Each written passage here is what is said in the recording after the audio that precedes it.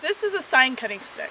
Sign cutting sticks are used by search and rescue people to locate signs of lost people.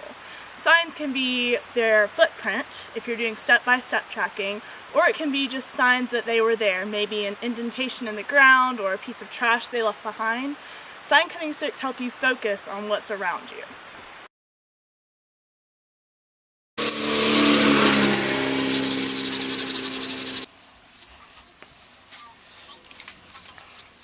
Sign cutting sticks can be made out of a lot of things. Usually they're made out of sticks. Imagine that. Sometimes they can be made out of things like PVC pipes and old broom handles and that kind of thing, but you can also just go find a stick in the middle of the woods and put some rubber bands on it and make it yours. Mine has some paracord attached to it just because that made a nicer handle to hold. But all you have to do is take a stick, make sure it's at least 40 inches in length, but a comfortable gait so that you can also use it as a walking stick when you're walking through the woods. You just attach a rubber band to that one end, and then you can attach another one. And these rubber bands are to help you figure out the stride of the person so that you know where to look on a trail when you're trying to hunt somebody down.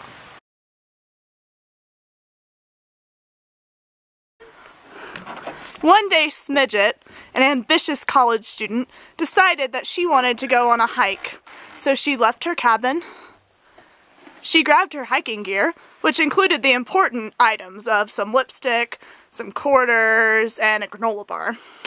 And she set off on an adventure. Tragically, Smidget was very clumsy. Ow!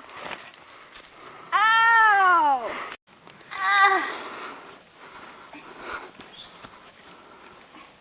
I'm gonna go get help. Smidget was very injured. She was going to be much slower than anticipated in returning from her hike. Soon Smidget realized that she was very lost. Where am I? She soon got very panicked. She started running in circles at the best she could because she was panicked. Then she fell down to the ground. Smidget died that night from hypothermia, but rescuers wanted to recover her body to give her family some closure. That's where we come in. When you're using a sign cutting stick, what you have to do is you have to figure out the stride of the person. So you put one rubber band at where their heel is. So here their heel is about right here. And then you put the other rubber band closer to the tip, or you can just use the tip of the stick.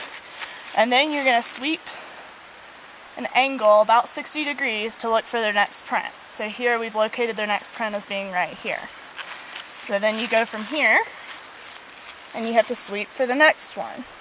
And here we see an indentation. So this is one of the things you look for. You look for indentations in leaves or anything that's out of place, any compressions or any flatness that's not normal.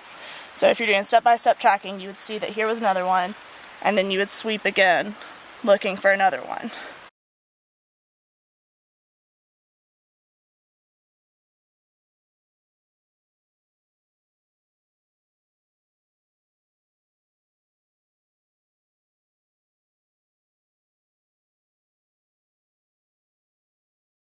Sign cutting can also be used to help searchers locate things that they might not otherwise see, helping them focus their attention.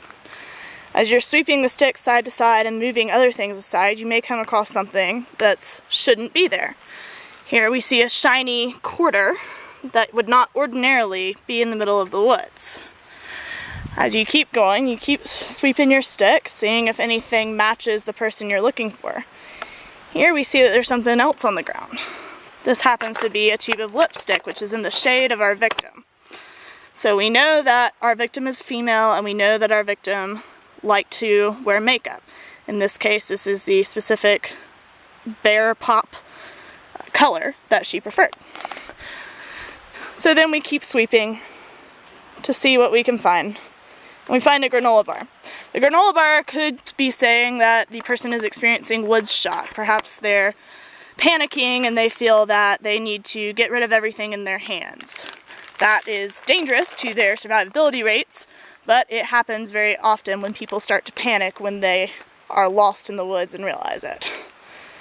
So you keep going. You don't want to go too fast with the sign stick. You You don't want to go too slow and pick up everything that you see necessarily. Just keep sweeping, and you see another quarter down here.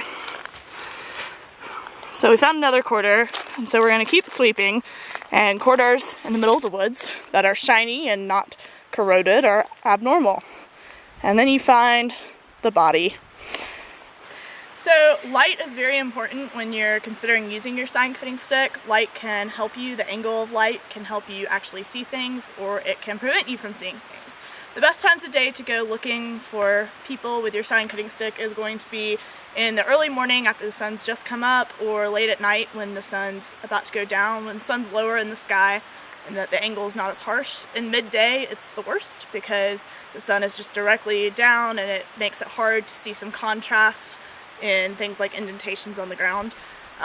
So we don't like going in midday, but unfortunately when you're searching for a lost person, they don't go missing at the time of day that's convenient to your search, so you have to go anyways. At night you can actually do very successful searches simply because the searcher has control of the light with a flashlight.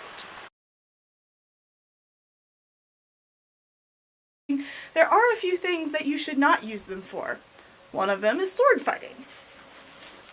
Ah! I didn't even swing that hard. It killed it. Agent Kruger is on the duty. On the duty.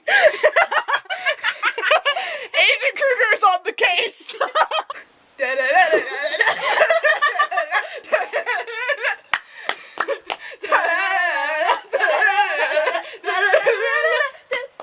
You're alive! I see dead people. They should not be used for fending off bears, even if they're charging at you. I can see for miles and miles and miles.